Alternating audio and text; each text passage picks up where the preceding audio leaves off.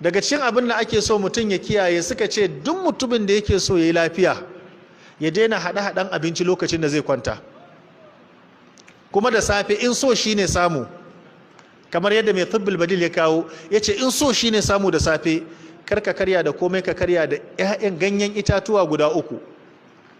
aka ce wani ganye ya fi amincewa da shi, ya ce ganyen da an yi ittifaki duk cutar da take jikin dan adam Allah ya mata albarka ana wankewa ba kaman ganyen gwanda. ya ce in kana tafasa ganyen kana sha, ya ce da safe in ka sha karka ci abinci sai bayan awa guda. hata masu matsalan zuciya ko kitse ko matsalan ciwon zuciya an suna tafasa ganyen gwanda suna sha ana samun sauki. hata mutanen da suke da cutar diabetes in da su tafasa ganyen gwanda su sha da safe su sha da yamma ana samun sauki.